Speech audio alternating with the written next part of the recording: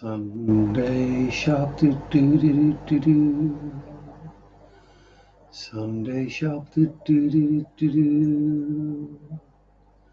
Sunday shop do do do do do do do do. Ah, hello, hello, hello.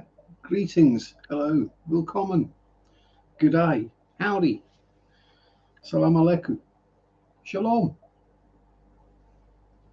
bienvenue, bonjour, hola, ciao, and whatever other ones there are.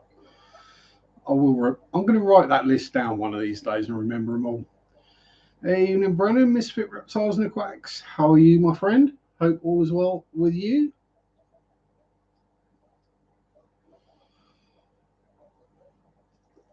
All you and all your furry, finny, and scaly friends.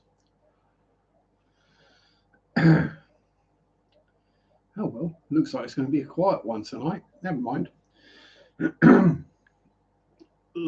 Yeah. So,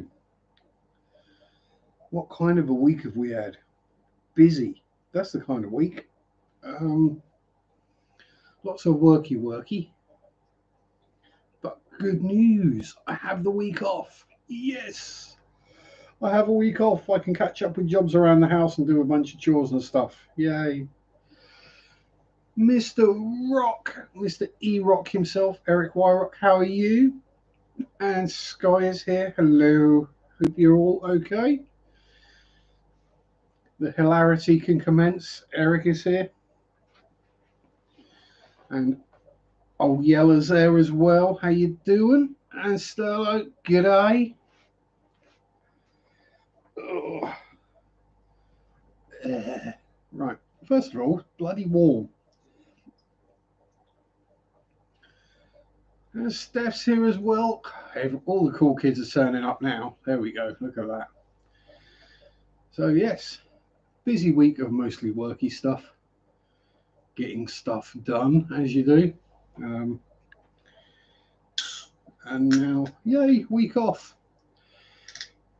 So, I'm going to be mostly doing water changes, filter cleans, tank maintenance, what I'm calling a fall clean, or an autumn clean, because I forgot to do a spring clean this year.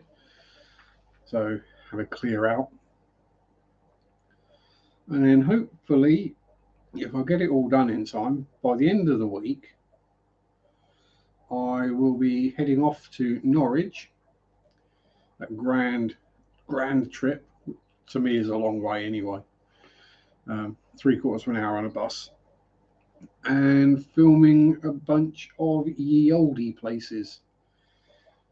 So the church my shadow figure came from, Elm Hill, a medieval street that hasn't changed in hundreds of years, hopefully, possibly the Cow Tower and the cathedral. With a bit of luck, we'll see how we go. I'll try and time it so it's not too busy. I'll go up there fairly early.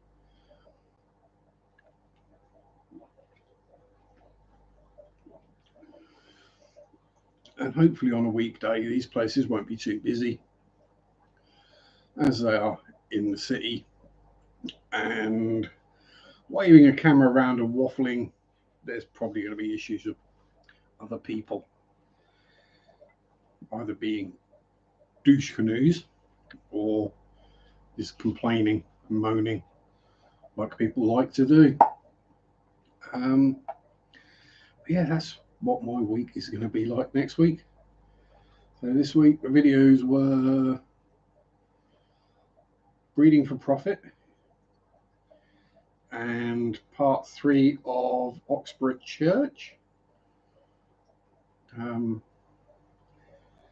No idea what next week's videos are going to be. I haven't even filmed tomorrow's yet, let alone come up with an idea. So if someone's got an idea for a fishy video they'd like to see me try and make, leave it there now so I have an idea for what to do tomorrow. Either that or I do have one video filmed and it's going to be clickbaity because it's about my fishing rods. So, yeah, not a great video, but hey, it's content. The other thing we're going to be doing next week is bringing in the shrimps that are outside still. I say bringing in the shrimps. We shall see. I've not looked in the tub until, yeah, I've not looked in there since I put them in there. So whether there's even any left, I have no idea. I'll still make the video, even if it's just a bucket of green water and some plants in there going, well, that didn't work. Any ideas for next year? Yeah, Mark still wants to see my rod.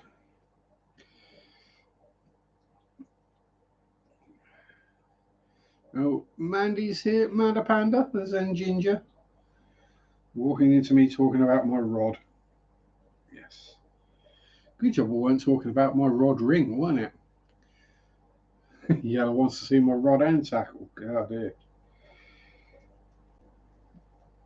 Yeah, you know someone's getting short of ideas for content when they go back to a hobby they did 3 hobbies ago. Marriott, my darling, how are you? Hope you're feeling a bit better this week. Mid Siggy roll hug.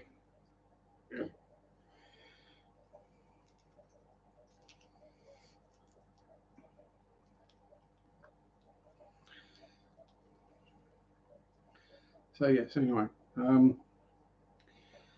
yes, week's holiday because I've done my 12-week technical probationary period. I don't think I've got anything to worry about. Like, sorry, you haven't passed it. As you know, being given a longer contract and getting a sideways promotion during it is, yeah, probably a good sign you're doing things okay.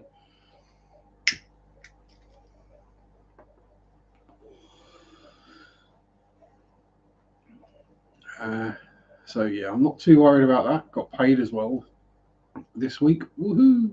So we have money. First thing we're going to have to buy is algae wafers because I think I've got enough for about 2 or 3 days. So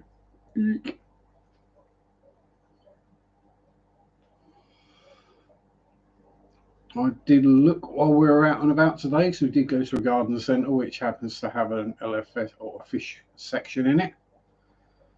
There were some cool fish. I've got nowhere to put any new fish, so I didn't get any. It would have had to be something very special.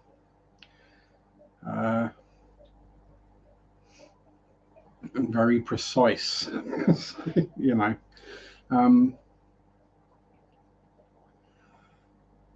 But yeah, so I did look for algae wafers in there, and the only packs they had wouldn't have even lasted me a week.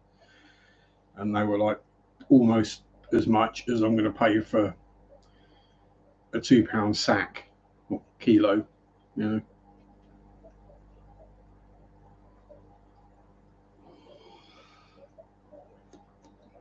Which will last me a few months. I mean, I completely get why algae wafers are sold in those kind of quantities. It's because for most people, it might one algae wafer a day or every other day is plenty enough. Yeah, not so much when you got, yeah. I'm going through 30 to 40 algae wafers a day. Howdy, Amano. How you doing? Yeah, sure. Yeah, and when it turns up, I'll show you my sack, Mark. Don't worry. A big wrinkly sack of algae wafers.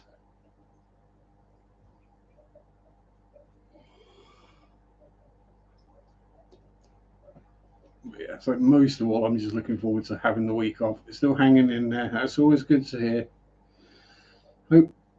Hopefully the fluey nastiness is going away now and you're starting to feel better from that.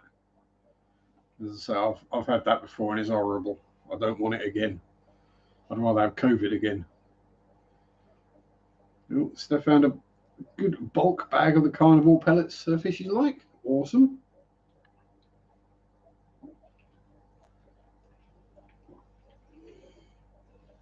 And lately, I've been trying to go through all my various fish foods and just use up the little bits that are left because I've got so many different pots that clearing some is going to be a good thing. And all things fish, howdy. Welcome to have, good to have you here.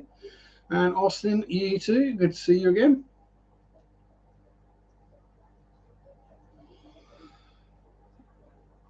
So it's just is it just the one more aqua smeller and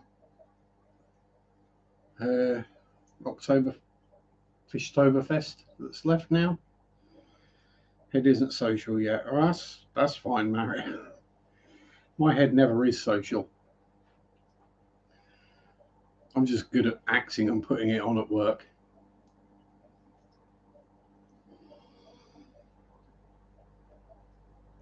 Still in years here as well. G'day, how are you, sir? No, I didn't magically get a sense of smell, but I did actually lose what little sense of taste I had. And the only reason I was aware of that when I had COVID, the only reason I was aware that I lost my sense of taste was because I was eating a chunk of Stilton cheese and drinking a can of energy drink, and they both tasted exactly the same. I was like, okay, perhaps I have lost my sense of taste.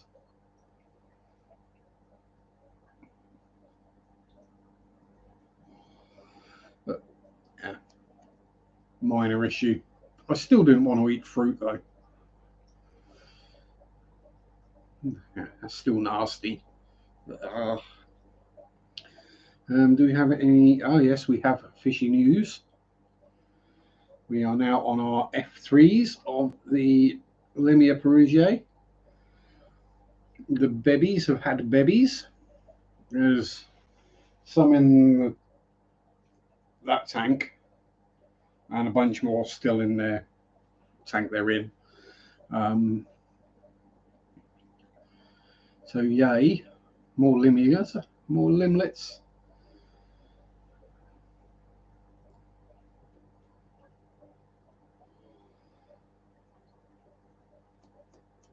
Yeah, chopped liver and bacon, yellow. That's what you are. Fried liver and bacon with gravy and mashed potato. Yum, yum, yum, yum, yum. Delicious and highly fattening.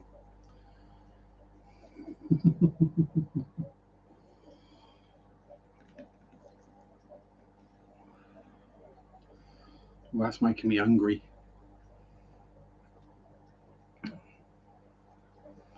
I can solve that. I do have some liver pate in the fridge. I can have some of that later. Ooh, yum. Finely smushed liver on toasted bread. Yum, yum, yum. Let's be honest, that's all pate is. Melt in the mouth and not in the hands. Oh, what chocolate bar was that? Melt in the mouth, not in the hands. Oh, that was an advert from the 90s. I can't remember which one it was now.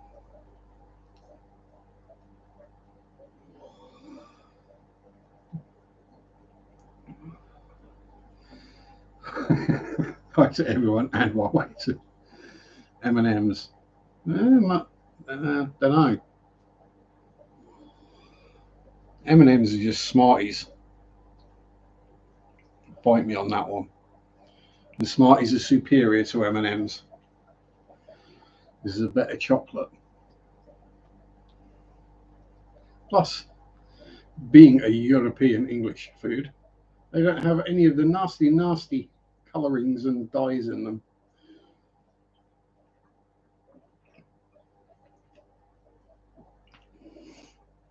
although the red food colouring still comes from squash beetles. Yes, Blake, Smarties are basically M&Ms. It's like a chocolate button with the sugar coating on it. Yes.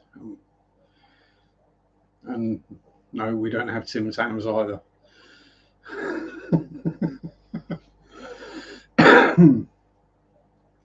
So I was watching the Le Mans 24-hour race, and when it gets to the middle of the night, they sort of run out of things to talk about. So they were talking about snack food. Is there good question, Steph? Is there a way to tell if my Pleco is eating enough? He's a 7 or 8 inch rubber lip. Sit on the glass frequently. Rarely see him eating on the foods I put in the tank. If he's 7 or 8 inches long, he's definitely eating, because he's fully grown. Generally, as long as he's not looking skinny, then they're eating enough. I mean, once a month, half of my adult bristle noses look rather skinny, but that's because they've just dropped 150 eggs. Yeah. A lot of the time, Plecos do most of their feeding at night, so I've got 3 clown Plecos, and I never see them eat, but they're all fat and happy. So yeah, if you notice them looking skinny or just in, I got them from my mum. That's I was having for a month or two. I would say if you drop a chunk of zucchini or something in there, you'll see the gnaw marks on it. Chances are he's just going around clearing up all the biofilm and all he's rasping on everything and doing the general nom-noms that other things in the tank might not eat. Plecos can eat just about anything, so it's not something to worry about. I mean, saw a video the other day where someone's bristle nose was taking a piece of shrimp out of his hand. So yeah, they do need a bit of protein every so often, which is yeah, yet to need to clean the glass since getting, yeah, this is it. Yeah, behold, lack of algae on glass. Just chuck a bunch of Plecos in the tank and it all disappears.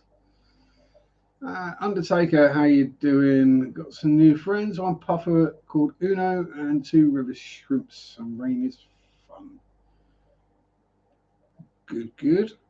So, the one thing I've kind of thought about it, and then I've not thought about it, and then I've thought about it, and I'm like, nah, that's puffer fish. I've not really got the tanks for them. I've got plenty of food for them. I've got 7 ram's horn colonies going at the moment. So yeah, next on my list to get is some more assassin snails to clear out some of the ram's horn snails from the tanks they're not supposed to be in.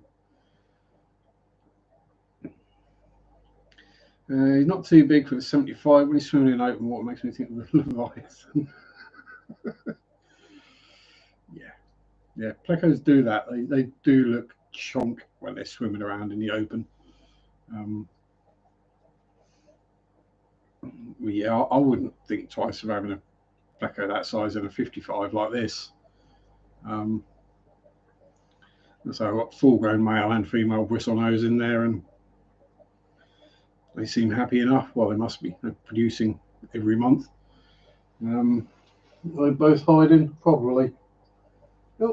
Oh, Missy Nanakara's got her breeding plumage on. Hello, gorgeous girl. Yeah. You looking for a suitable cave to have babies in? Because that would be very nice. Hello, Debbie. How are you? Yeah, Leviathan, that's a good name for a Pleco. I mean, I tend to go with fewer syllables the better for our pet names. Chonk would probably be a good one. But then I give the betters I've all had silly names. Well, both the betters I had, Norman and Engelbert.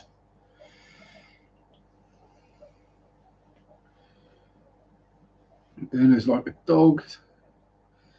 Yeah, there is that. Puffers are very sociable creatures. They do come up and see you and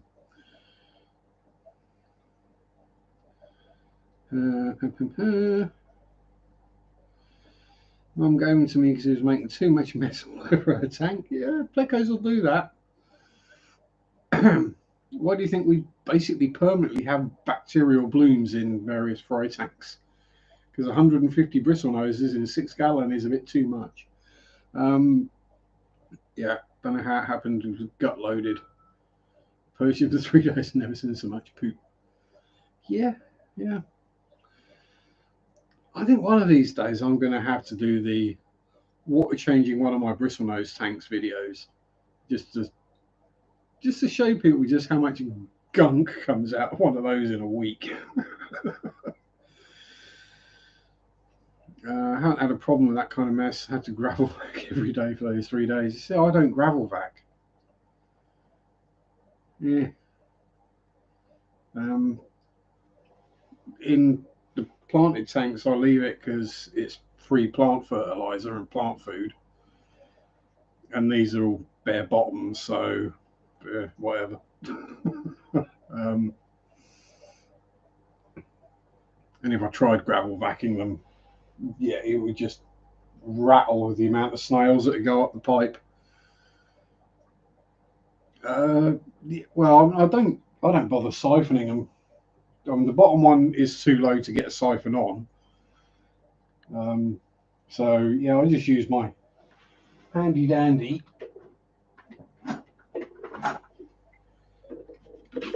water change jug, the one with the tape around the handle, because the handles have basically those edges are just edges. There's nothing in the middle. So I put the tape on it so it stops cutting my fingertip ribbons. Yeah, I just use one of them and then pull the sponges out into the bucket, squelch, squelch, squelch, squelch, squelch, squelch. Put them back in and job done. But yeah, I mean, I do find it amusing when I see the canister clean. It's been 3 months or it's been 6 months. And they go, oh my God, it's horrific. Oh, look, oh. And I'm like, yeah, I'd get that in a week in one of these, if not twice a week. Yeah, that one, well, literally these two get the filters cleaned out twice a week, minimum. That's probably why they're cloudy. It's not ammonia. I have I've done the tests, and B, the fish and the snails aren't all up at the top around the edge. There's some snails in there, but meh. So when they're all up at the top and they're coming up and gasping for air, that's when you know you've got ammonia. That's just bacterial bloom.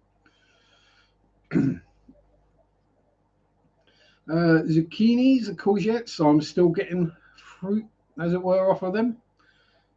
Veg, technically, but yeah, I'm still getting a few.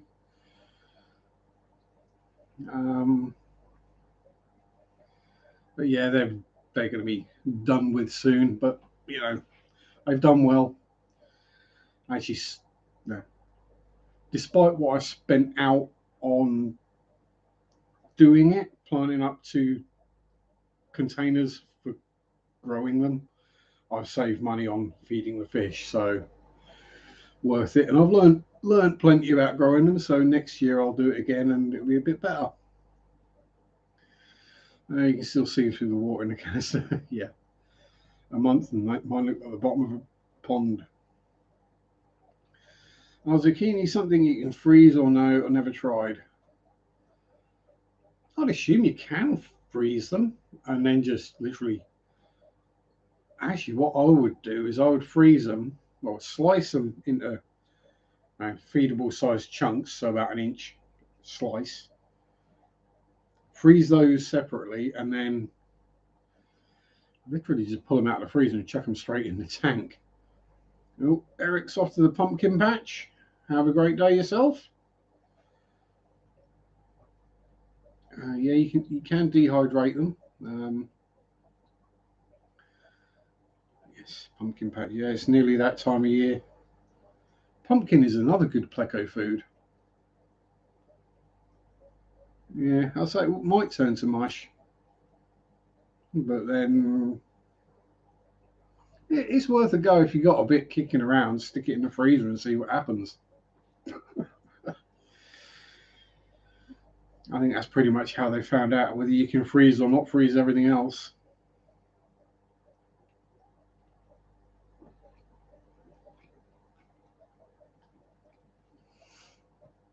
It's one of those things I tried some once, decided it was foul, and I've never eaten it since.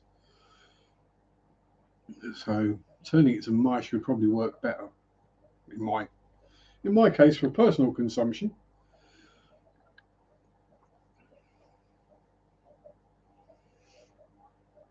You can peel tomatoes by freezing them, or you can blanch them in hot water for a minute, and then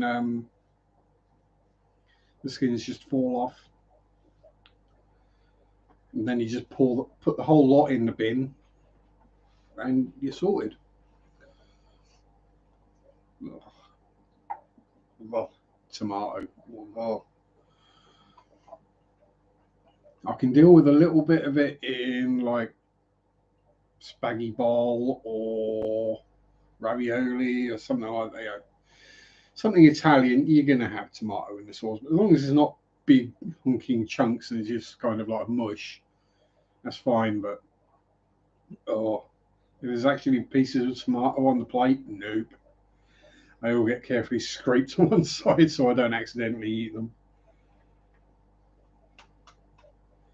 And pizzas, I tend to have a barbecue sauce base on. And other than that, ketchup mainly tastes of vinegar and sugar anyway.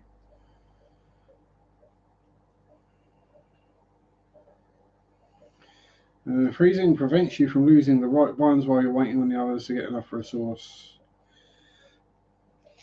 Yeah.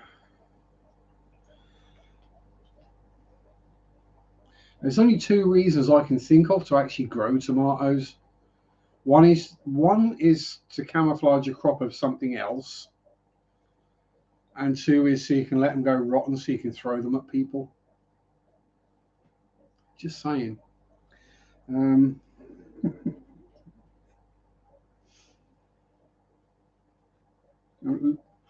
literally don't grow anything for human consumption. Although I did eat some fresh greenery today because I bought a peppermint plant. Not for me to put in food or for actually to eat, but because rabbits apparently love peppermint. So that means little latte bunny will be getting peppermint with what is known as the bag of latte leaves every week. From Texas, we have lots of salsa, picante, and tomato sauce recipes. Oh, the Spanish food.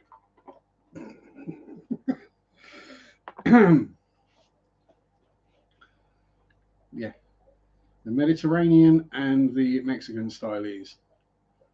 Fun fact, kale was never meant for human consumption. No, and it shouldn't be, because it's bloody horrible.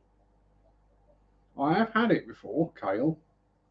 And it's okay until you get to the woody, stemmy parts. And it's like chewing on a pencil. It is a great rabbit food, though. Because of the woodiness of the stems, it does wear their teeth down. Wear their teeth down nicely. Mexican food, the true owners of Texas. Yes.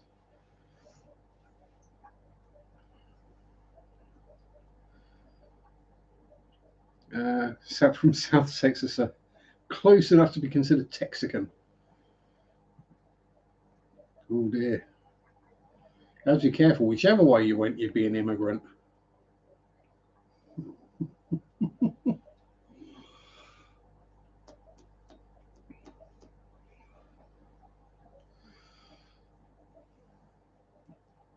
Yeah. No, I'm gonna leave that one alone right there. I did manage to upset someone on Facebook this week about immigration.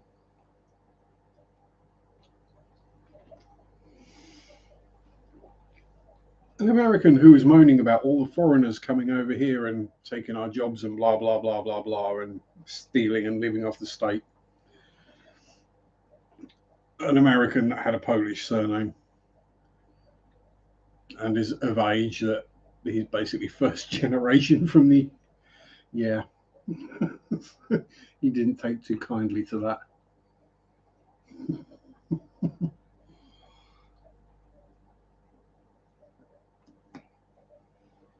Well, I mean, no, not to throw mud, but it doesn't take much to have better cultural food than America.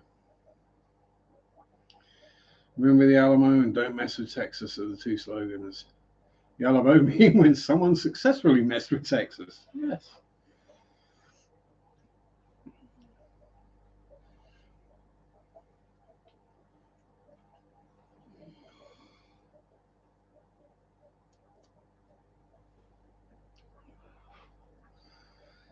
Yeah, it's national boundaries. I think we should just get rid of them all. You know, borders. I'll obviously build a wall around Vladimir Putin, keep him locked away somewhere. But yeah, the rest of it is just pointless. Divide and conquer. That's basically all it's about.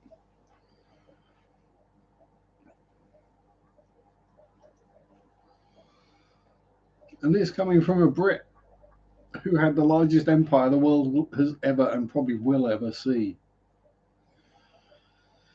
Yeah, it don't work. Don't worry about it. Not in the long term, anyway. It just makes people hate you.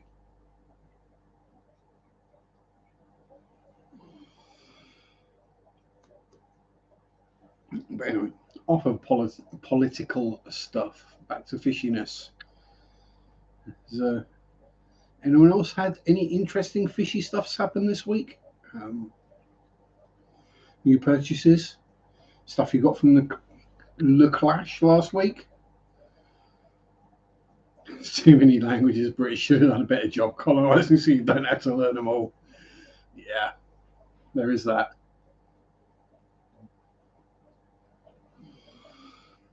And that is purely why English is such a popular language worldwide, is because basically half the world spoke it at one point because of the empire.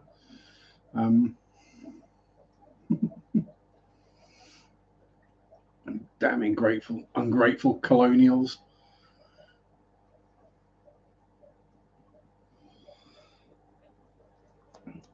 Although, again, to be fair, a lot of that was actually the East India Company. It wasn't governmental or monarchical. It was business.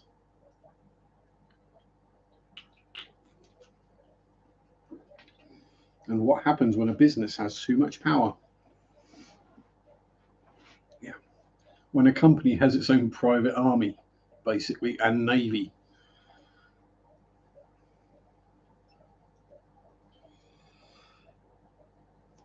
I mean, geez, we still get issues with Northern Ireland, and that was supposed to be sorted. Yeah, absolute power corrupts. Absolutely, it does.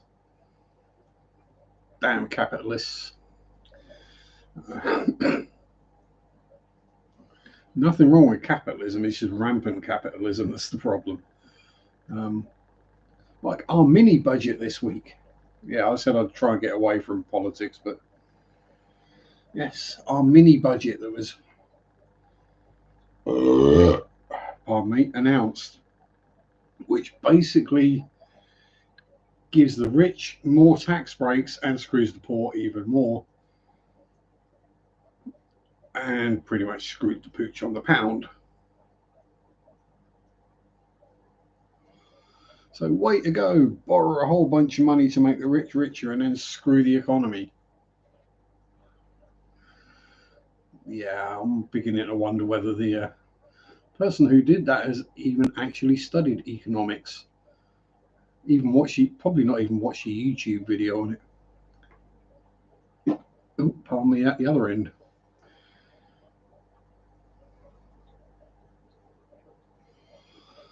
Yes. So what else have we got? What else has been occurring in Sharpe land? Yes, as I say, the title of today's stream, as you may or not know, Zacky Boy had a friend, little Sparky Doodle. And unfortunately, she's been going downhill lately. She developed a bit of a lump on the side of her neck. My guess is it was some kind of cancer. And she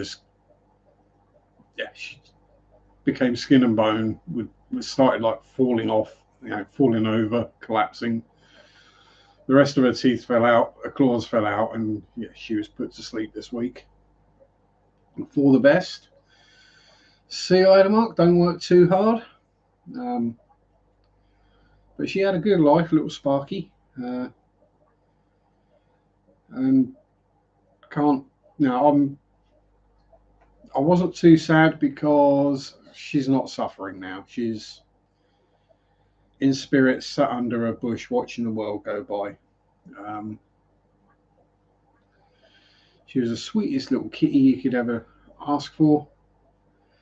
And she made it to 25 years old. Just think about that. An old cat is normally 14 or 15, and she was 10 years older. And it was literally only the last couple of weeks last couple of months maybe, that she started to go downhill. And it was just the last week or two that it started getting bad. But yeah, she was a lovely, sweet little kitty.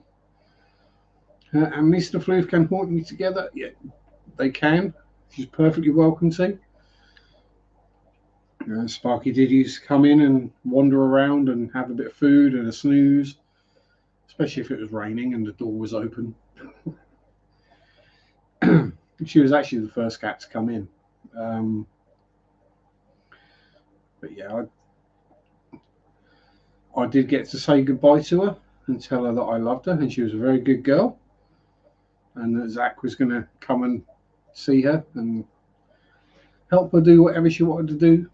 So that's all good. I mean, obviously I'm sad and I'll miss her. I mean, every time I leave the house and go to work, I'm looking under the bush to see her, and obviously she's not there. Well, not that I can see.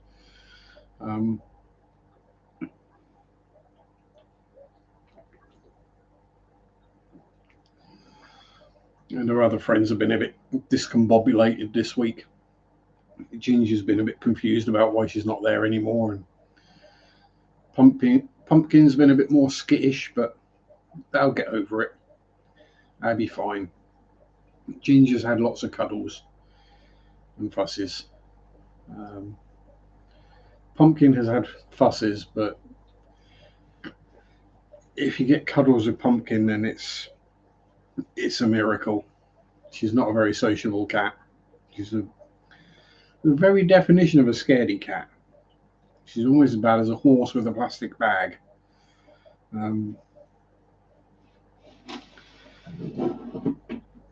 Just shut the door because it's bugging me.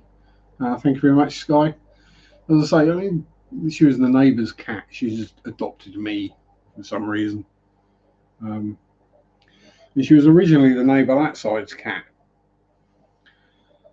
And they moved out and left her behind, and she then kind of just floated around for a couple of years until neighbours that side started feeding her and took her in.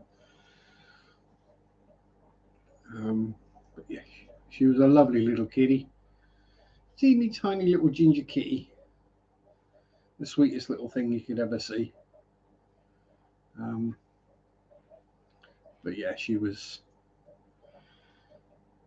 When a cat's claws start falling out, it's a bit late.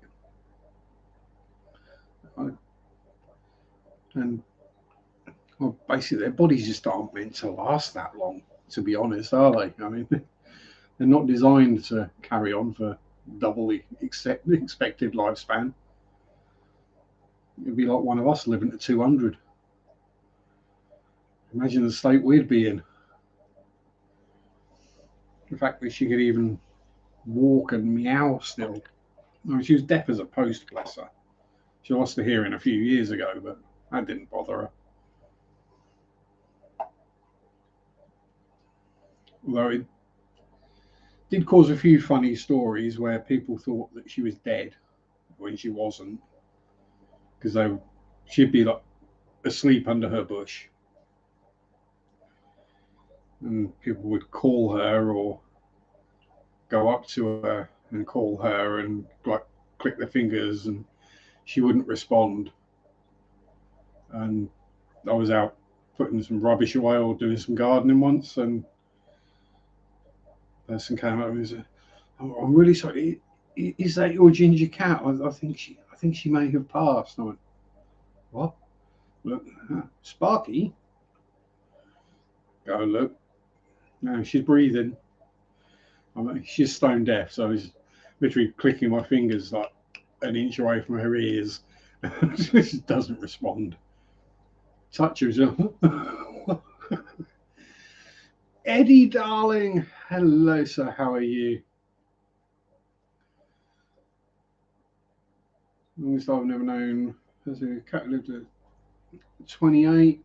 None of mine were at 20. Yeah, exactly. I think the world record for a cat is 29. So 25 is a good long life. As I said, she was older than either of the kids.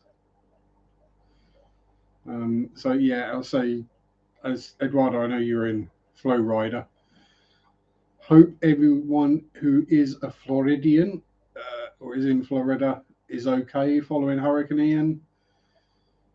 Yeah, I've seen plenty of stuff about it. One of the YouTube channels I watch is a mechanic who's in Florida.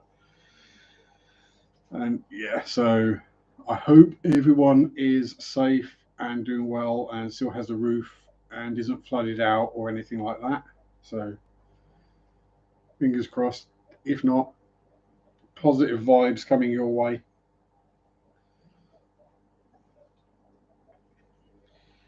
I know Mike at Florida Fish Rescue was worried about it. You're good. Not all Floridians are. Devastation still ongoing. Yeah, as I say, I lived through what you could consider a hurricane. Technically, it wasn't because of the way it formed, but 100+ mile an hour winds, torrential rain, yeah, it's not a pleasant thing. But yeah, as I say, positive vibes and good karma and stuff's being sent out to everyone who might be affected. Hey, evening, Phil. How you doing, sir? Wearing some of your handiwork right now. And good to see you. And thank you again for the Sharpies, Fish and Phantoms polo shirt. There are some people here who were quite interested in acquiring one of said polo shirts or piece of merch. So welcome and thank you again. I was wearing it out today actually to the garden centre. No one actually said anything, but I've got a couple of funny looks off the staff.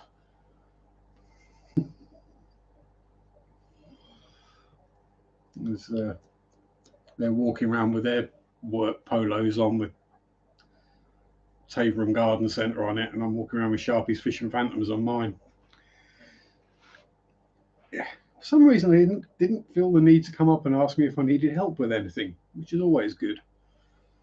Oh, we've got another grey bit coming, haven't we? Never mind.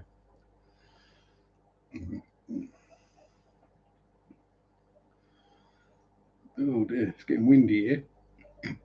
Ooh. Because it's cherry flavour, that's why. It's fruit going into me, that's never a good sign.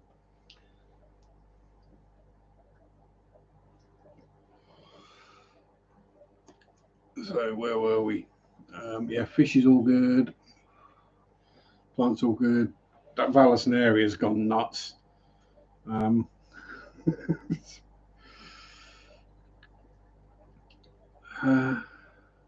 Yeah, that's pretty much what's been going on in Sharpie land, and not a huge amount as usual. Hopefully we'll have some more interesting stuff for next week.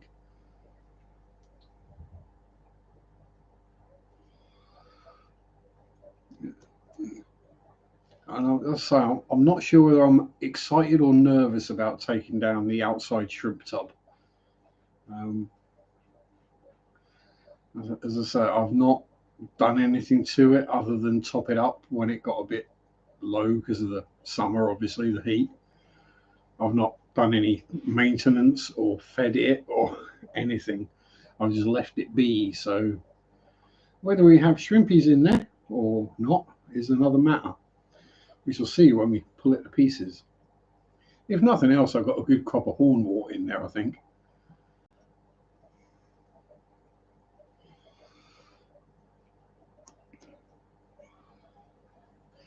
Probably a bunch of snails because, you know, and I'll have another cycled sponge filter as well. Although I will thoroughly clean that out and probably completely decycle it before I put it back in the tank. How cold it's not got what I'd call cold yet, Sky. We've been in the single digits Celsius at night, but I'm still in shorts and t-shirt, so it's not got below freezing yet. Although people have had the heating on for some weird reason. Probably because they haven't got several hundred litres of heated water in their living rooms called fish tanks. I say, yeah, people say, oh, it's going to cost a lot of money to run tropical tanks. Well, if you've got a whole bunch of them, just think of them as pretty storage heaters. That's basically what they are.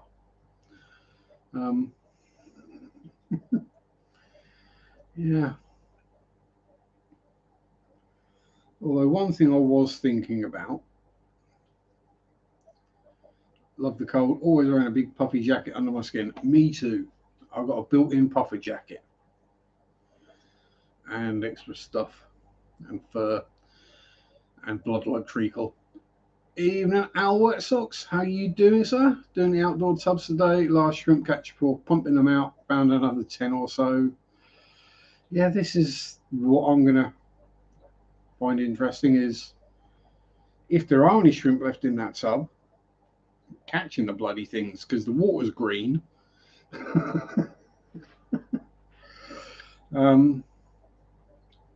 Yeah. I mean, what I'm going to have to do is drain most of the water out with my trusty water change jug. Actually, I might use the other one just in case. And then, you know, get the water level low. Get my handy white specimen tray, which is currently full of dead snails. Yeah. And pretty much just go around the bottom with a net a net, not a net, and scoop out whatever I can, and then take out a bit more water, and then scoop out whatever I can, and then until there's just literally sludge left in the bottom, and then probably run that through a net or a sieve just to see. Although if I've gone around it about half a dozen times with a net and not caught any shrimp, then I won't bother.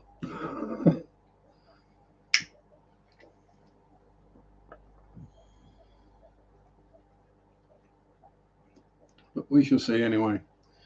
Have I ever had to cull fish? If so, what is my preferred method? I have. And I don't like doing it. But again, like with Sparky, she was clearly suffering, so she was put to sleep. It's usually something like I've found a live bear that's pine coned, or one of my rams did as well, and I think an apisto did. So, you know, I generally catch them, stick them in a glass, and then pop them in the freezer or the fridge. Yeah, fridge in my case. So it's dark, and they just go slowly and quietly.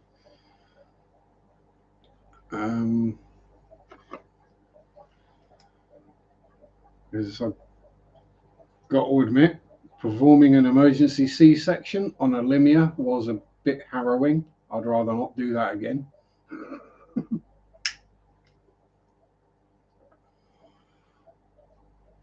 I mean, people go on and on about the quickest way, you know, using clove oil and all the other various methods.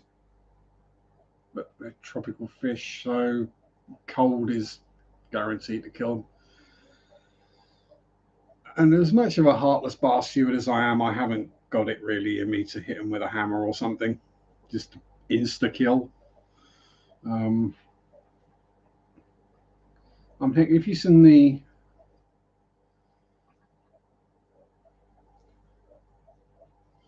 let's say if you've seen the state of my blooming shrimp colonies and the multiple colours and wilds, I don't even cull my shrimp. Have I bred any lemons? I haven't, because both of mine are male.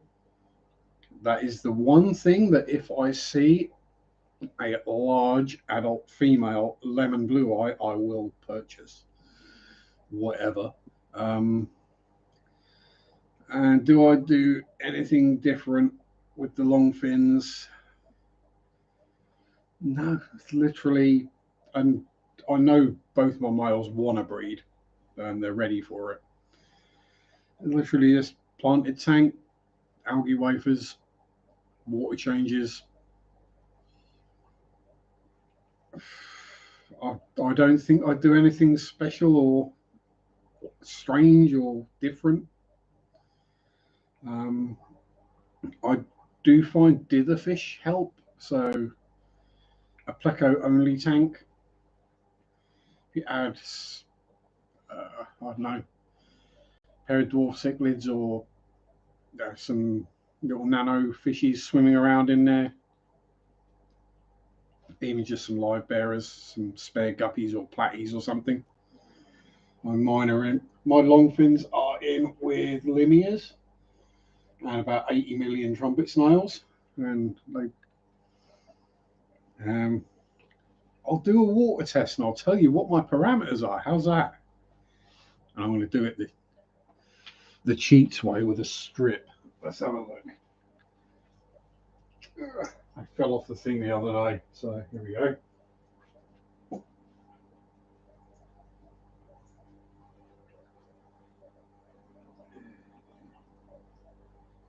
Right. So, longfin bristly nose breeding tank. There we go. Let's see what the numbers say.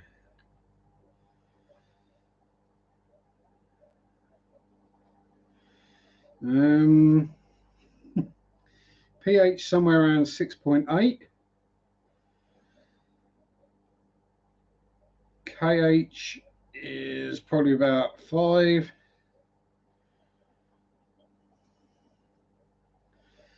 GH somewhere around 20. Nitrate less than 10, nitrite 0. So, yeah. It's weird, I can feel that the water in that tank is very soft in compared to some of the others, because it just feels different when you put your hand in it. It kind of feels, it's hard to describe, it doesn't feel hard. I'm wondering if I stuck the Nanacara in there, whether they'd breed in there being softer. But I guess let's say a 33% water change every week with tap water, which comes out pH 8.2, GH 18, GH 20, KH 18. So quite how it's so low in there, I have no idea. I'm guessing lots of rotting organic matter.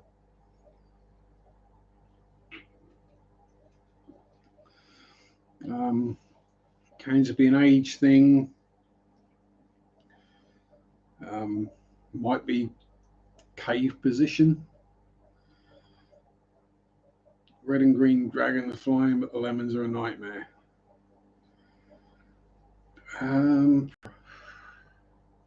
Perhaps the lemons might want slightly harder water, I don't know, or cooler water. Cold water changes are always good for getting plecos to go.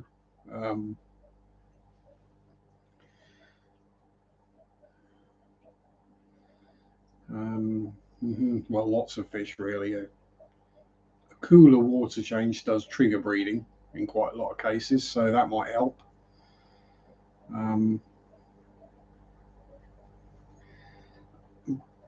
If you can, perhaps just a change of tank might help.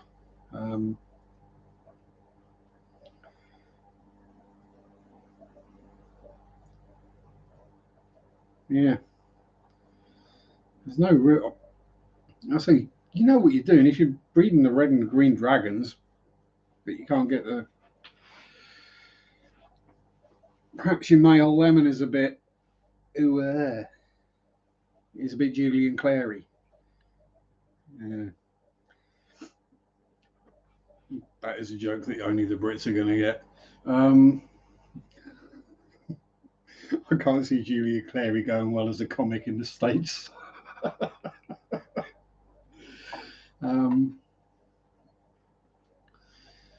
Yeah.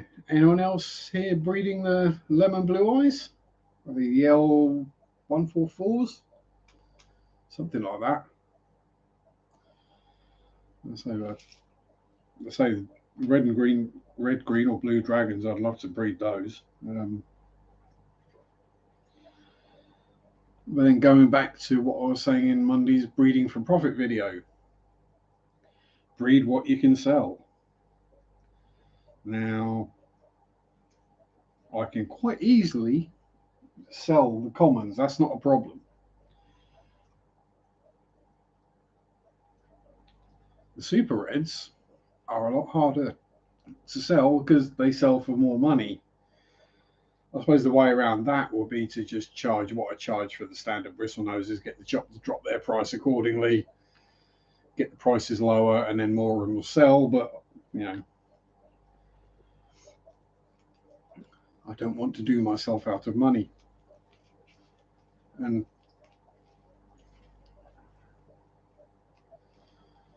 I can't even get the plain bristle noses to breed, and people have to separate them to keep them from breeding. Yeah. I think my problem is I've got nowhere to separate them to.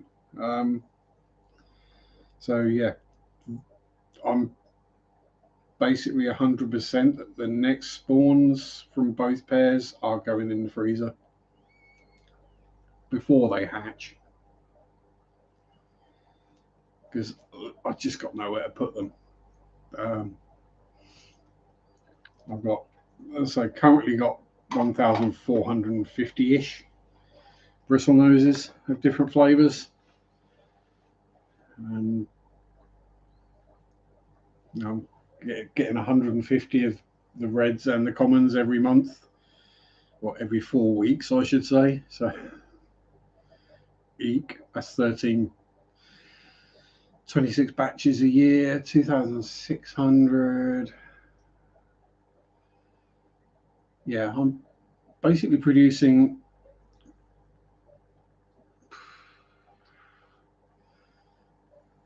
Yeah, I'm basically producing nearly 3,000 bristle noses a year or something stupid like that. Yeah, 1,500 is more than I've got. That's the thing. But then I'm not counting the adults. So, yeah. Given the adults and the escapees, which is probably a few trundling around in there. Yep, there's 2 escapees right there. There's another one in there. It's about 2 inches long now. All right. There was one in there that I caught this Monday doing the water changes. Literally a 3-inch male I hadn't spotted in there. It just groaned. I was like, what the hell? Where did that come from? So that's now down in the bottom tank.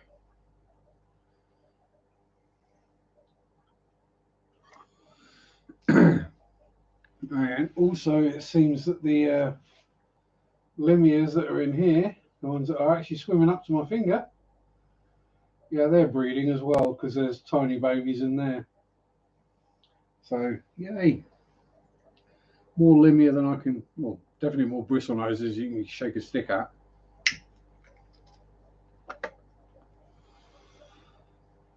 Yeah, I'm trying to think of ways to induce breeding behavior.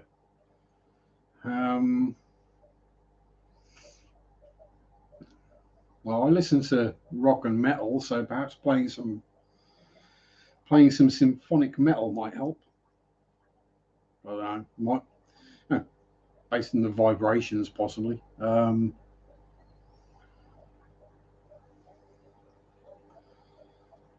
Yeah, cold water changes, move the caves around. Ideally, you want it so you can see into the cave from the front of the tank, but you want the cave to be covered and hidden, as it were. So the fish thinks it's a good safe spot to have babies in. As, for example, the one in here, and the chonk XKP is out, so we'll grab the camera and we'll have a look. Oh god, we're all tangled up again. Look out, crotch shot. There we go. Oh god, it's still tangled up. There we go. Right. So, disentangle. There we go. So that's escapee. But yeah, the cave is tucked under a plant, hidden behind a piece of wood, but you can still see into it. And so yeah, there's a full spawn in that breeder box. Got the black neons. Oh, another escapee. Tiny Plec.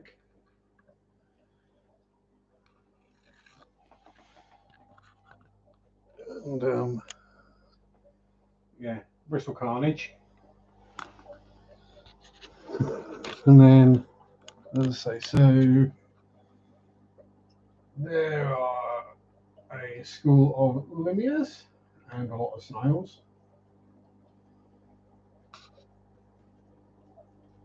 Some rather murky bacterial bloomy water, but lots of super reds and long fins. The same over there. Lots of snails. That needs desnailing again. More bristlies, and there are about half a dozen Culvicachromis left in that one. Somewhere. There's one.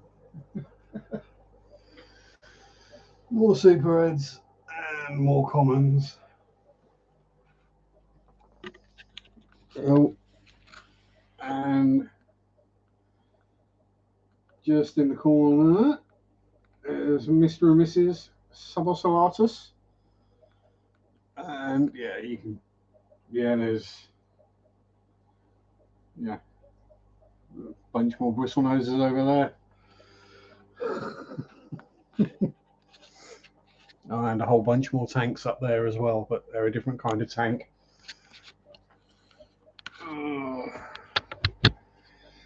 Yeah, it did come as a bit of a shock when I found out I've got more bristle noses than most wholesalers do. Kind of a bit of a surprise. So yeah. Hey, it pays the bills, as it were, or it did for the last year and a bit anyway. Nowadays they are my food money, and well, food and fishy stuff money. Not so much breeding for profit as in breeding so the hobby doesn't cost anything.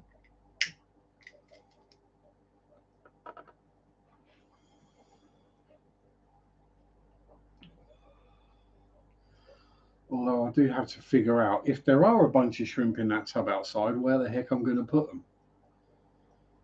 Do I just put them in with an existing shrimp colony? Do I stick them in with some bristle noses? Do I stick a few in with the cories, because there's already a small population of shrimp that has somehow managed to turn up in my cory tank?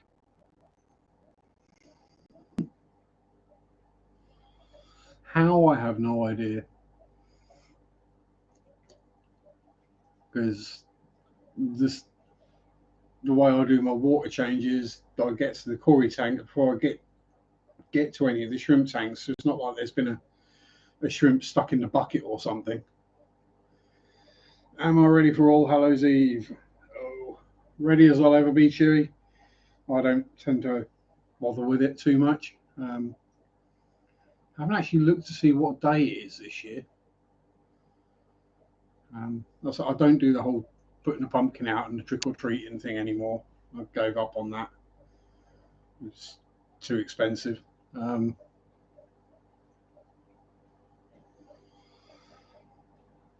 Might be interesting to wander around somewhere that I know is haunted and see if anything happens. But then I know my house is haunted, so I could just stay at home and see if anything happens. But then it wouldn't exactly. During the week, it is, after all, goth metal's favourite time of the year. Oh, definitely.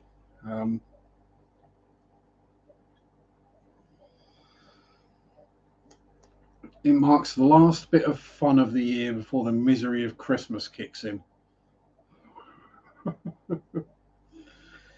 Saying that, this year they've got the Christmas decorations and stuff in the stores before they've put the Halloween stuff out.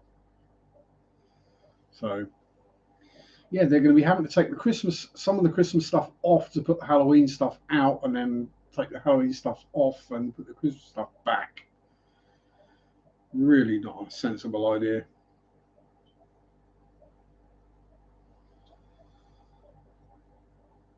Bloodletting is a very passionate song. It's the only blonde singer I like. Yeah, that's a good point. Do I listen to any blondes? Well, I mean, he's not technically blonde, but Billy Idol.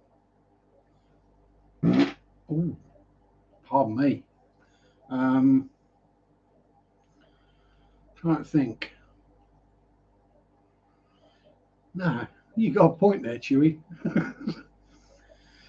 Yeah, I don't actually listen to blondes. I mean, there might be some who are natural blondes but dye their hair black to become metal.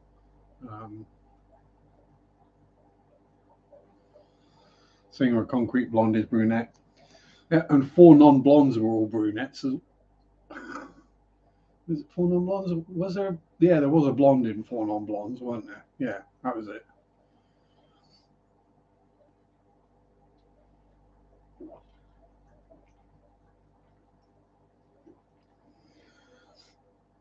So are we working on a theory here that blondes can't sing rock? Is that what it is, Chewy? Hmm.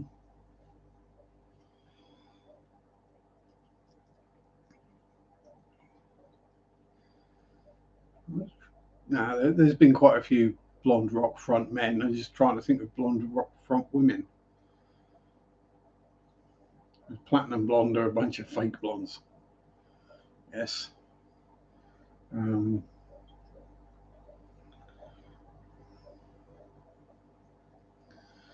yeah, that's an interesting one to think of. I'll have to have a good think on that one. There aren't any. There aren't any that spring to mind. Well, Dirty Secret, Skeleton in the Closet, as it were. I did used to enjoy a bit of Taylor Swift many, many moons ago. Um,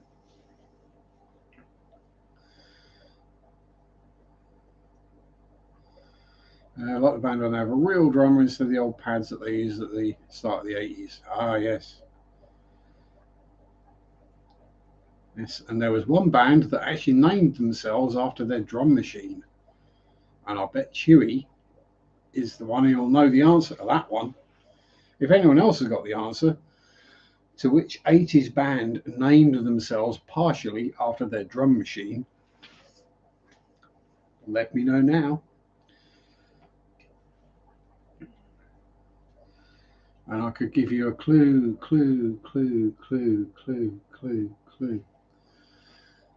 It's something that happens regularly in streams when you have multiple people.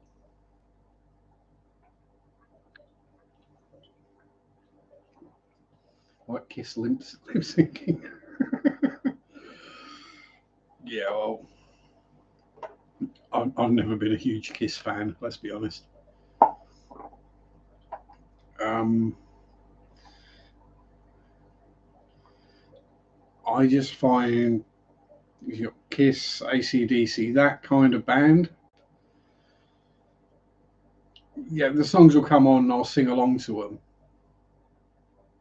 but I wouldn't choose to listen to them myself. I think it's just because it's just the straight four on the floor, straight through, no real complications or interest. I like my music a little weird, let's be honest.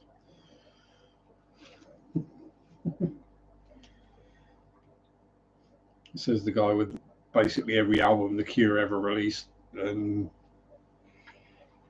mind you, you don't get much weirder. Um, and literally every album the Smiths ever released.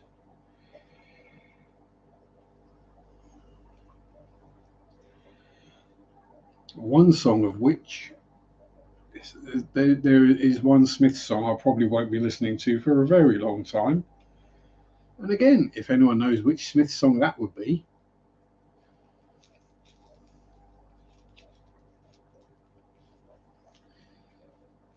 given recent events in the UK.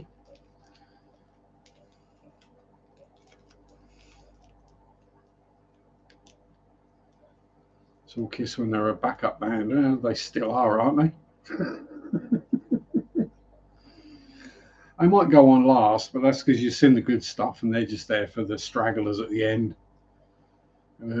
Savoy Brown. Doesn't ring a bell. Sounds like a sauce made in a particular hotel to me. But yes, as no one has answered in the comments, the 80s band that named themselves after the drum machine were Echo and the Bunnymen. Ah, he turned into Foghat. Slow Ride. You see, I do know who Foghat were.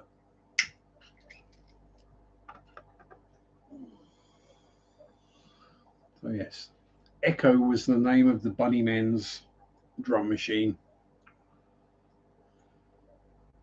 And the Smiths song I won't be listening to for quite a long while is The Queen is Dead. Obvious reasons.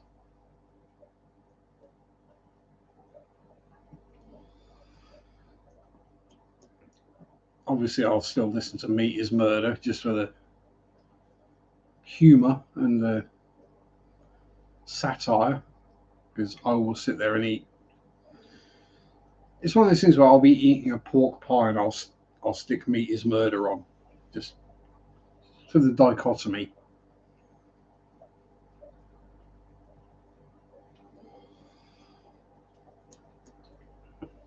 Quite how that isn't like the vegan song for the vegan anthem, meat is murder, I don't know. But who are these clowns when I saw Kiss? Yeah, I think that's pretty much what most people still think.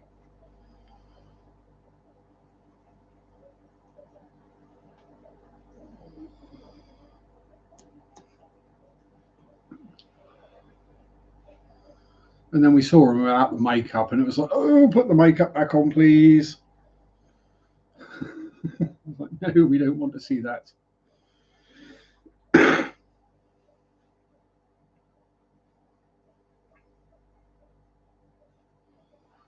Oh yeah, they sell a lot of merch, mostly to Gene Simmons, to be honest. But yeah,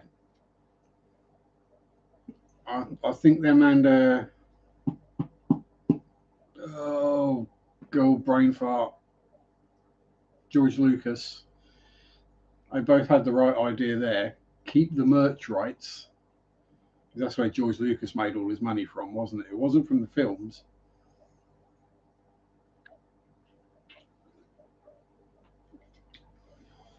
Same with Kiss. They probably didn't make a lot of their money from album sales or touring. They made it all from the merch.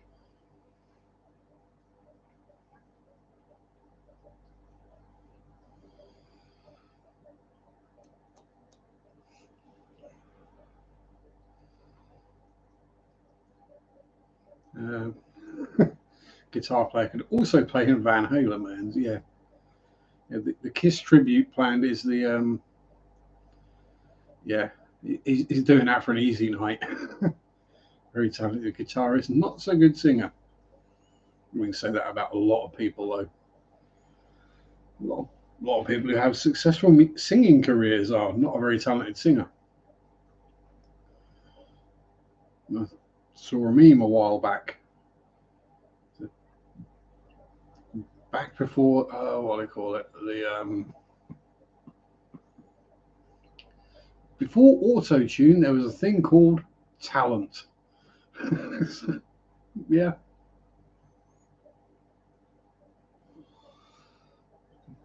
Back in the days when if you looked a bit weird, had a wonky nose or a weird eye or a limp or whatever, it didn't matter. If you were talented, you did it. Look at Ian Dury and the Blockheads. No one could ever accuse Ian Dury of looking attractive or being fit. And the guy had polio and could barely walk. Damn, was he a good front man?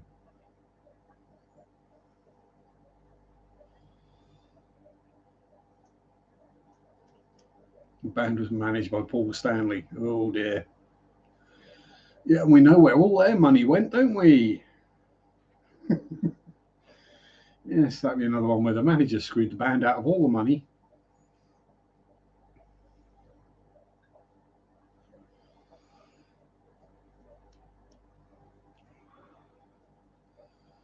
And yeah, that happens way too often. And it's like all the blocking and copyright strikes that you see on the reaction channels on YouTube. Every so often, every reaction channel will put up a I'm getting sick and tired of this video because they've had another video blocked or copyright struck or whatever. It's not the bands doing it. The bands are smart enough to realize it's free advertising, and if someone makes a few bucks off of making a video showing their music, they're likely to make more music from the increased sales, more money from the increased sales than the channel is. The record companies are also fairly smart about that, and they go, yeah, okay, we don't have a problem. It's the publishing companies that put the blocks on things. Yes. The publishing companies that like to ride the copyright bandwagon.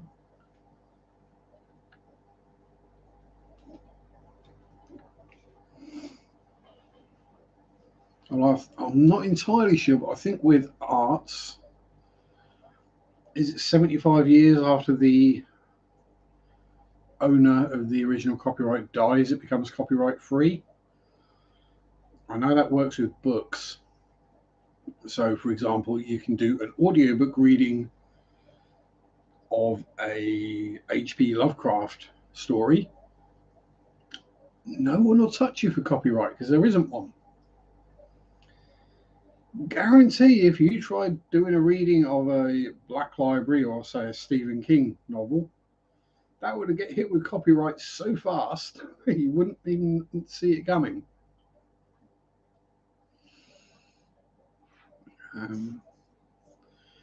Which is why we're seeing a lot of the older literature being audiobooked on YouTube, and it's fine. Lovecraft, Ashton Smith, M.R. James, Guy de Maupassant, all these, yeah, you can do it freely. No one will complain because no one holds the copyright to it anymore. And yet, musical history of Europe always affects North America and vice versa. Yes. We send you the good stuff over and you send us the rubbish. We send you the Beatles and the Stones and you send us Kiss, NSYNC, Backstreet Boys. And because of bands like those, we end up with Pond Life and Blue and One Erection.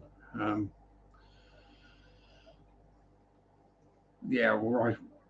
Rush is one of those bands that kind of is above the general throng, isn't it? Because you have to like music to like Rush. You need to have some kind of understanding of things musical and maths to get Rush. They definitely influenced Tool at some point. Might not hear it in the sound of the music, but the various changes. And hell, that when it came out, who the heck would have had a pop rock song with a calypso interlude in the middle of it, other than Rush? Yeah, Canada's got plenty of apologising to do for that one, Chewy. Yeah, Celine Dion. Ugh.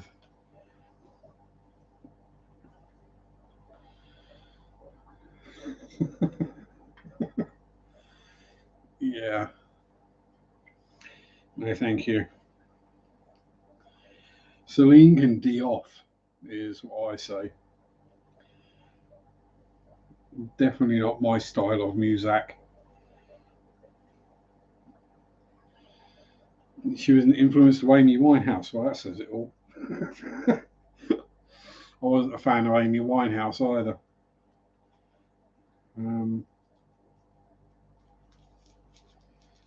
You can pretty much take the mickey out of both of them by singing in the same way.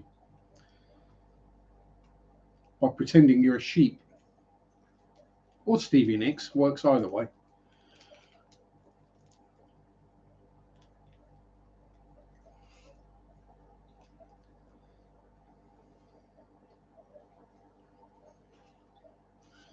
Lee Aaron not really made it over here as far as I'm aware. And don't you dare mention that other Canadian band, the Poodle Rockers.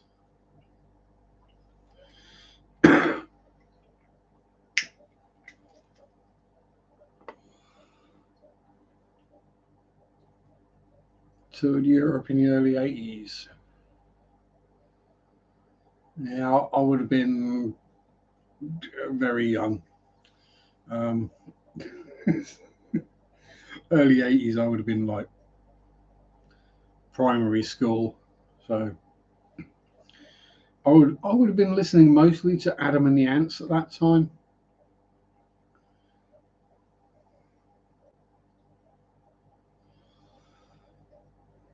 Yeah. Adam and the Ants, Culture Club, Spandau Ballet, Depeche Mode, Duran Duran, that kind of stuff is what I would have been listening to in the early 80s if I was aware of what I was listening to. And then whatever garbage my parents were listening to. Oh, yes. But Tears for Fears is still going. I think they got a new album out.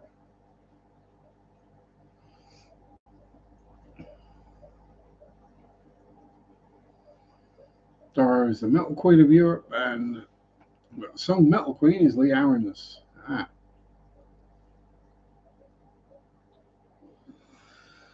I'm more familiar with Metal Guru, sung by the least metal band in the history of rock.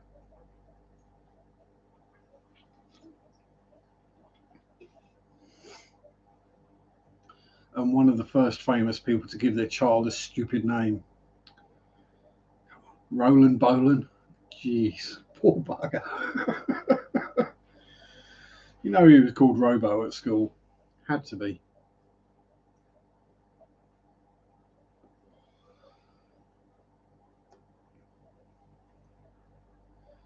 So if you want to hear um, um, what's his name? Ted Yoder, spelled Yoder. Um, he plays the hammered dulcimer, and he does a very, very good Tears for Fears cover. To the point that when Tears for Fears were on tour in America, they actually went to visit him and sang it with him.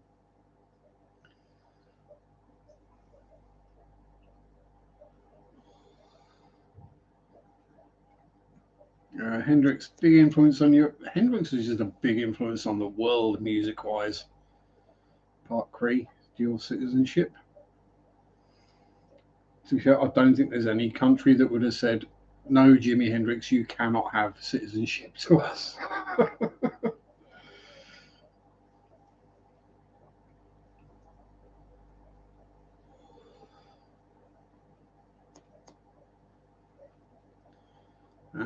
Part Vancouverian. Vancouverian? Vancouveran? Absolute Vanker? I think Vanker is probably the best term for someone from Vancouver. Works well.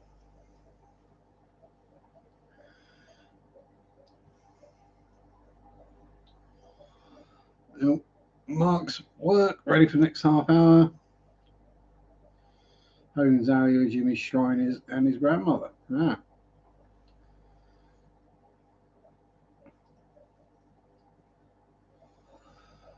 Don't tell Terry Bollea there's a Hogan's Alley, or he'll be visiting it thinking it's named after him. Well, I hope to make at least your first half hour at work a little more enjoyable, Mark, but we all know work sucks. We learned that.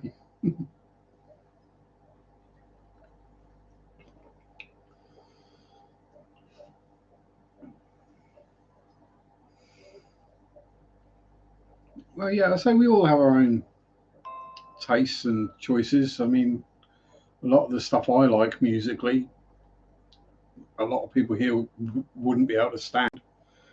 Um, there aren't many people who can sit and listen to Ministry for a couple of hours, or Nine Inch Nails, or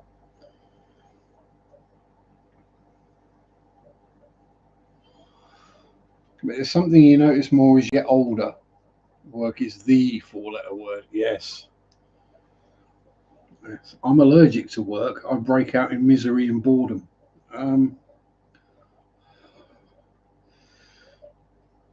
Yeah, so we each have our own tastes, but I do like to try and educate the younger generation that there is more to music than what is in the charts or what they're told is cool. But no, look at other stuff, find the other stuff, find what you might like.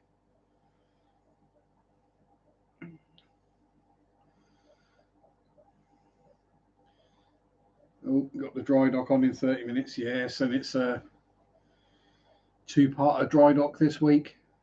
I shall be sorted for nap material for the entire week. Yes, because it's the Patreon edition of Dry Dock, which means it's going to be about 4, 5, 6 hours long. Yay!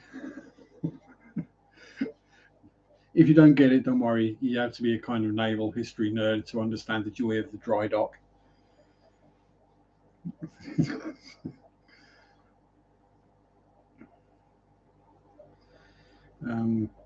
Yeah, Bob Dylan. I mean, Homesick Subterranean Blues. I kind of enjoyed that one, but yeah, it's the yeah, you can hear the influence in lots of bands, but yeah, it's, as I say, like Chewy says, you acquire tastes as you grow. When you're younger, you want music that is simple and easy to listen to. As you get older, you kind of want something that's more interesting to listen to. I find anyway.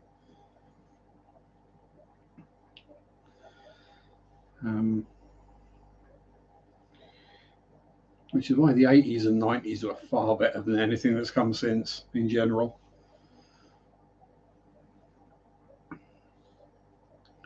Hendrix is the start of learning distortion. Oh, yes. What would be the end of learning distortion?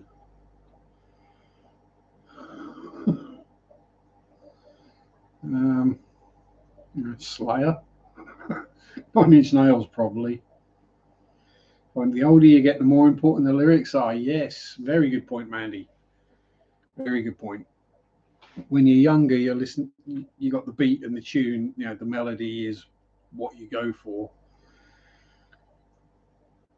But as you get older, you start reading the meaning into the lyrics, and especially if you're not listening to, let's say, your standard pop fare, where they're all about the same things, and you're listening to people who've got life experience, singing about things that have happened or their lives. There's a lot more going on. In some cases, it's almost like poetry set to music. I mean, I know the band aren't to most people's taste, Cradle of Filth, but if you read the lyrics to the songs, oh boy.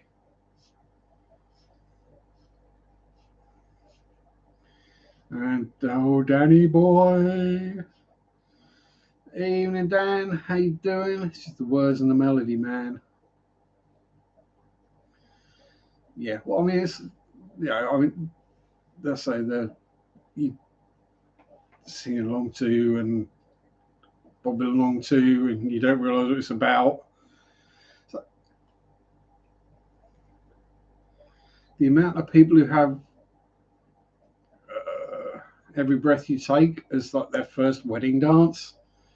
You're like, oh my God, seriously? Did you not know what that song's about? You sort of go up to them, you tell them after the big day. You don't tell them on their wedding day. You go, psst, did you know that song is about a stalker? No. Huh? What? No, it's Every Breath You Take. It's a love song. No, it's not love. It's not a good song. Just sit and read the lyrics. Is that the amount of people who don't realise what running up that hill is about? mostly because they can't understand what Kate Bush is saying. But if you read the lyrics to that song, oh boy, different matter.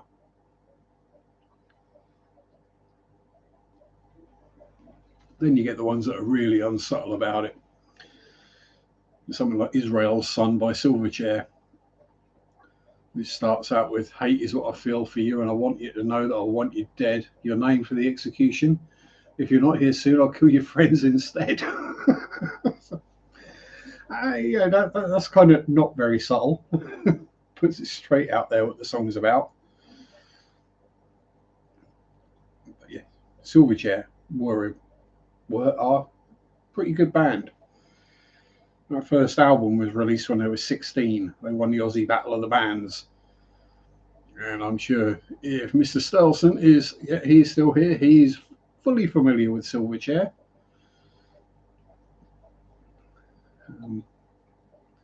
Yes, they made it this far. There's a guy on Time Suck. You see, now that's the thing. I read Time Suck on, Dan Cummins, because that is actually YouTube. Whereas Dan Cummins presents, and then the show's called Time Suck. But that's another one I recommend to watch. 2-hour plus dives into historical events. Sorry, bit of an aside. TikTok finds all the older songs that were popular, posts the lyrics and the meanings, and it's totally ruined my childhood. Yeah. Also, one of my favourites was the girl group, Girls Aloud, when they covered Under the Bridge by the Chili Peppers, and they had no idea what that song was about. And they were basically a teeny pop group. So teenage girlies loved Girls Aloud. All the little teenage girlies were wandering around singing about heroin addiction without realising it. Chewie's favourite band of all time is from the UK. Ooh, Black Lace.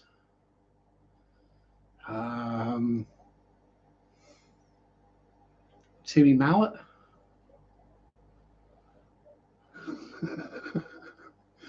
At which point Dan's just gone, oh no. No, not Timmy Mallet. Or Queen. Yeah, I was going down the really bad groups. Actually, Chewy, if you watch Tommy Johansson, Samson's Chorus, he did a cover of Who Wants to Live Forever in memory of Queen Elizabeth.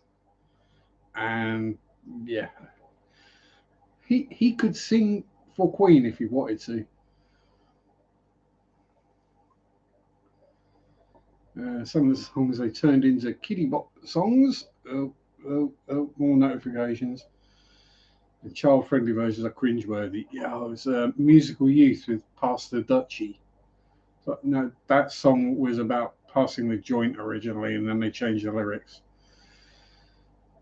Early Queen is rather heavy. I would have guessed Queen if I wasn't too busy blocking out Timmy Mallet.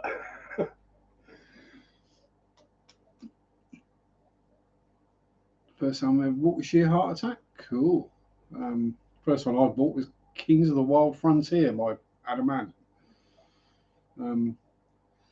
I say, back on the Timmy Mallet front, of all the kids' TV presenters that were around when we were young, Dan, the one we would have expected to be done for something like kiddie fiddling was Timmy Mallet. The one that turned out not to be, the one that turned out to be a thoroughly decent gentleman, yeah, go figure. He literally just finished a cycle ride around Suffolk and Norfolk, visiting all the old churches. Hello, my dear Adele. How are you today? Hope you're not working yourself too hard. That you're taking some chill time and some me time and a bit of pampering and a pack of Tim Tams, because you deserve it. No. So you're still working your butt off then. Bless you. I got a week off, so nah. And I've got another week and a half to take before the end of the year, so yay. So we'll try and go for the half week in the middle of November and then see if we can wangle Christmas week off. Because, you know, I don't like Christmas. And the last thing I really want to be doing at that time of year is dealing with the public if I can help it. Another one of my favourites, Three Sisters in the Band from the UK. Oh, Three Sisters. That was going to be so obvious. I don't think Gordon the Gopher was even arrested for anything naughty. Three Sisters and a Brother, 5-star.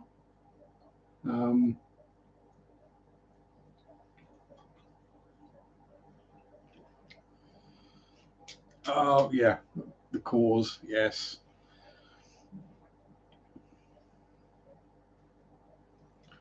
I think I've actually got a Cause CD around here somewhere.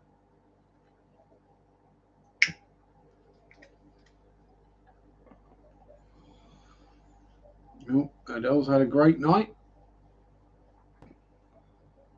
Not sitting on the subwoofer again, are you, Adele?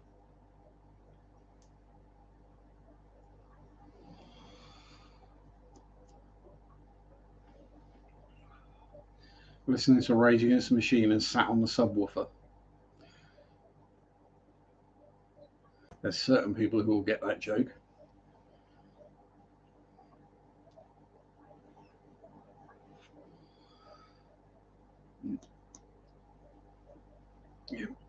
Yeah. I'm trying to remember. They had two like smash albums, The Cause, like number ones all over the place, and then just vanished. Not entirely sure what happened.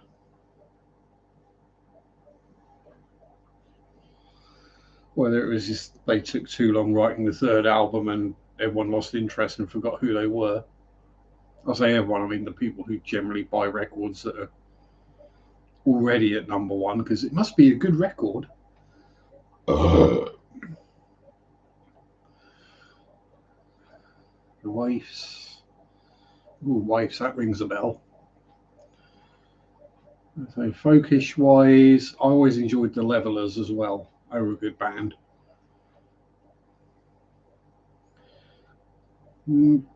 Perhaps a bit too British for most people, but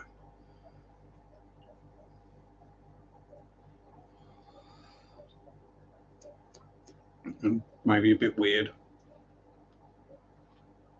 Like if Dexys Midnight Runners went grunge. That's basically how I describe the Levelers. Although I did hear something on the radio the other day that I sang along to very loudly at work. I hadn't heard for years on the radio. And that was Only Living Boy in New Cross by Carter USM. Mal decided to travel to the same town his ex is in for a baseball game. Sent pics and said, oh.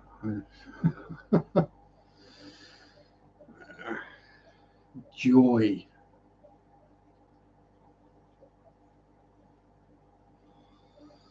Made a fight of it, turned it around on me and blocked me when I went to bed. Yeah, that kind of sounds like your luck, really, doesn't it, Adele?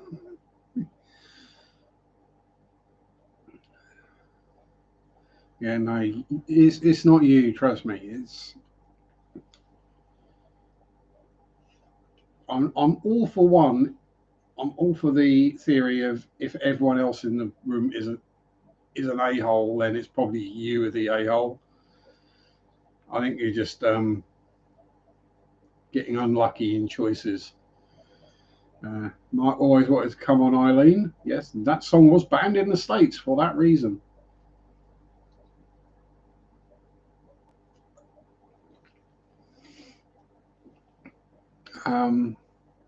The other one was the Eurythmics got banned as well because people thought Annie Lennox was cross-dressing or something. Yeah. Because she wasn't obviously a woman. She was dressing like a man, so we can't have that. Really?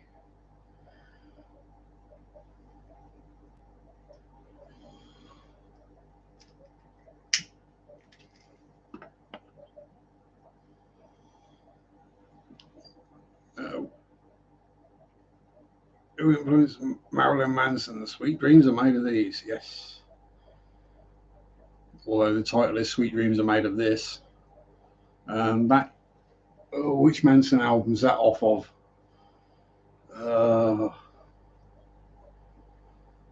It was actually off.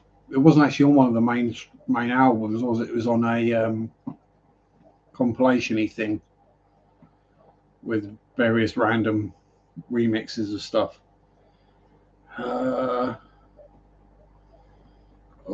Trying to remember which album that was on. Oh God, it's been years since I listened to Marilyn Manson. And that would have been the Mechanical Animals album, which was the best one they produced.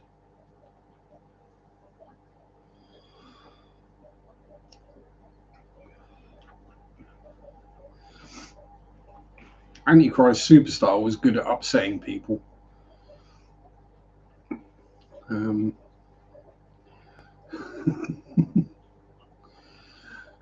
Back when, oh no, he's a demon worshipping Satanist. Go, no.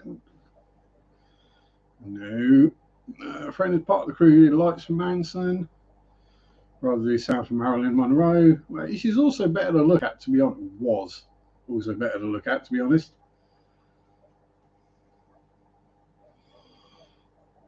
And Brian Warner,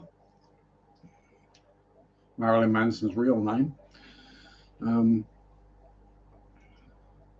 Sounds a lot less sort of imposing, Brian Warner.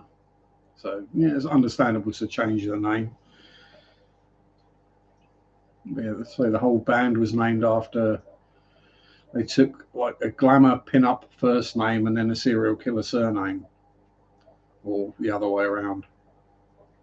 Yeah.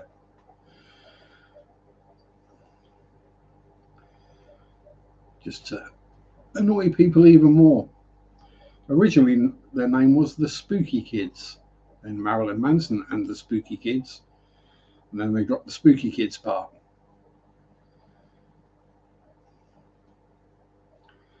Just to make life, I don't know, just to make it easier to say, I guess. Yeah, exactly. It's been going on forever. Alice Cooper, yeah. Even going back to the Beatles, they were seen as a bad thing, Oh, the Beatles, oh no, they will corrupt our youth. No, they won't. Youth is already corrupt. It's called rebellion, trying to get away from and understand and learn about the world in their own way. That's the way you do it. Experimentation, trying things, seeing what you like.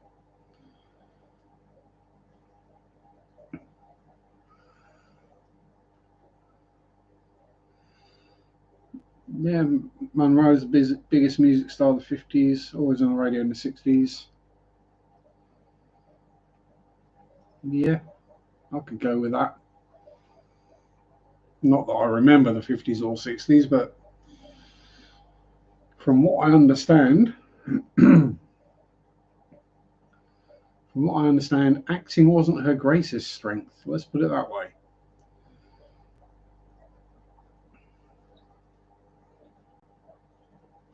But it's like, you get so many of the actors actors that have a singing career as a second thing, but that's actually what they prefer doing. Born a redhead. Shame she dyed it blonde then. I was also back to watching Le Mans this week, and Michael Dempsey has got a race team now, and has had for several years. He used to be a race driver as well. Michael Fassbender is a race driver in his spare time. There's a couple of others as well.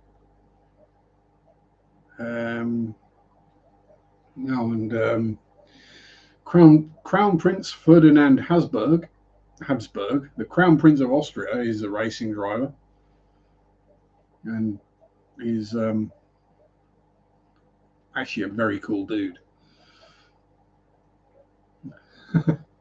Songs taken out of context, only Women Bleed. Yeah, that one is definitely taken out of context.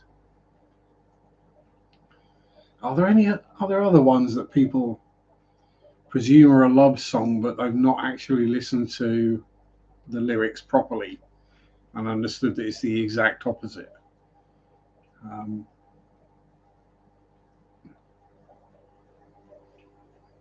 Trying to think, are there any weird ones?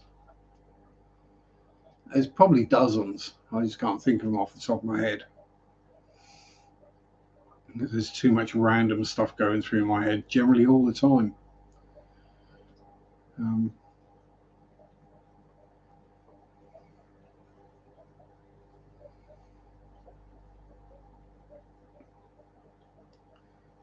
Yes, Men Bleed too. I know this. I've bled a lot over the years.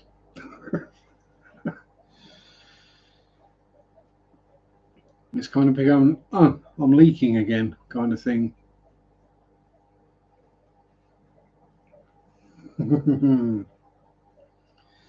Redhead, so no soul.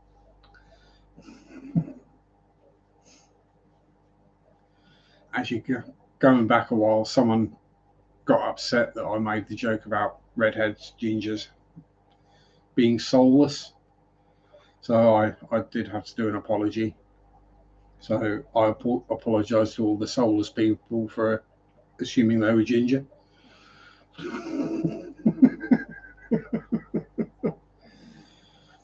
Have a soul, it's just a little bit charred. Aren't all our souls a bit black around the edges? Mine's black to the very core.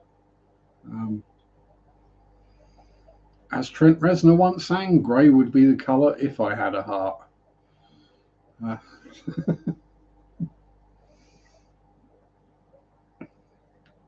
Redhead's for another reason to slack on the Scots.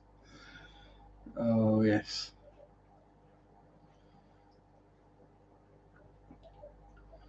But I'm a Brit. I don't need any other reason than just, being Scottish. Or the Welsh.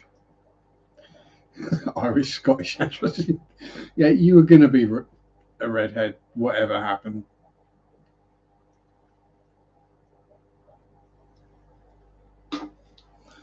It's kind of a guarantee.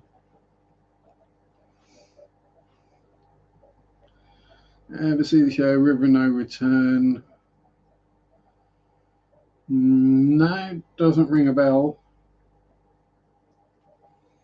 Marilyn stayed in Banff Springs.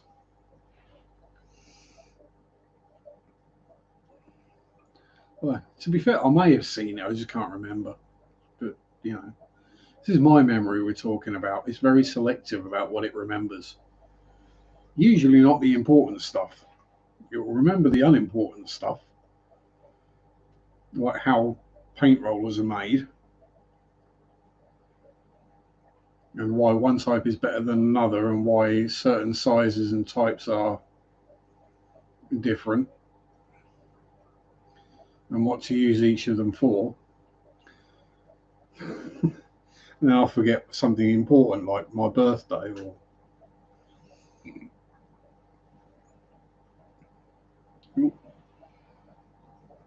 hello, baby Shelley. Yes, I see you. You're tiny, but I see you. Yeah, I think it remembers stuff I'd have no need to remember and forget stuff I want to remember. So, I can tell you like the Latin names of English native fish, but stuff I can't remember what I had for tea yesterday, that kind of thing. I remember stuff from like 30 years ago, but not stuff from yesterday.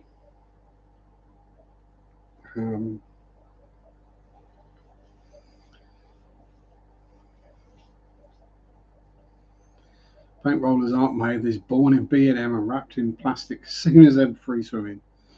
Oh, thank you very much, Mark, for giving out more memberships. Always grateful for that. Now, every single lyric from the 80s and 90s is just not what I needed to get at the shops. Yeah, I do that regularly. Get back from the shops, go to put the shopping away, and oh God damn it! The one thing I actually needed and went out for, I haven't got. Yeah, it's normally something like butter or gravy or something like that, or soap, or washing up liquid, toilet cleaner. Those are the kind of things I forget. Need bug spray for the summer and keep forgetting it. It would, yeah, I've got a nice batch of new scars from bugs. Speaking of bugs, not speaking of bugs, howdy Mufti, how you doing? Hope all is well and you're doing good. But yes, back to speaking of bugs. While I was leaving work the other day, the first time in quite a while, I actually left in daylight. Found a queen hornets just wandering across the car park. So took a picture of her. Just a standard European hornet. We don't see them very often because they're not that common, and they are impressive. And then today I found a false widow just outside my front door. So yay. It's not there anymore. It is now a smear on the wall, but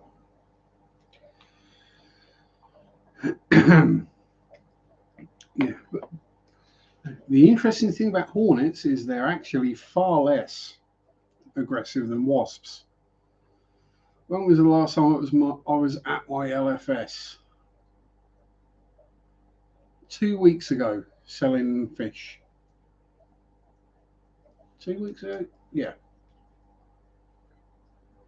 Not this weekend, was it? Wasn't last weekend? Yeah, 2 weeks ago. And then today at the garden centre they had a fish section, but that's not exactly local.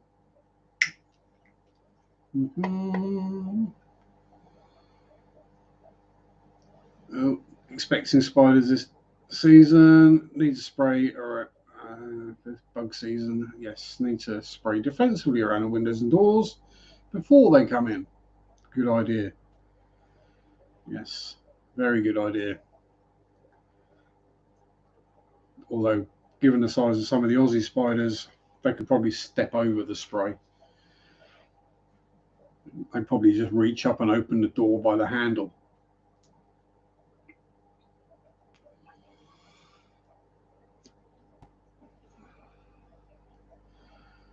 Yeah, so yeah, 2 weeks ago at the LFS, spray just gives them a headache. Yeah, that's where you get the spray and a lighter, and that'll sort them. That'll cook them.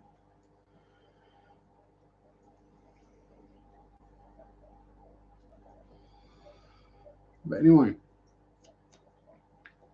as we can see, my time is up, and there are probably other people going after me. I think Corey actually streams now, so if you want to go there, or I'm sure there's someone else. If you go on fishfam.link, you'll see who is next live. Is it Jimmy and Mary? I think so. Yes, thanks everyone for being here. Thank you, Mark, for the membership gifts.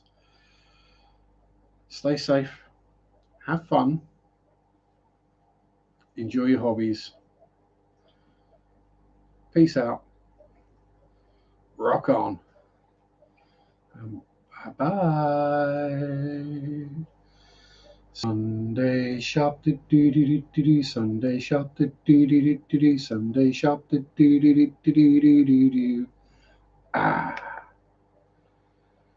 Meep.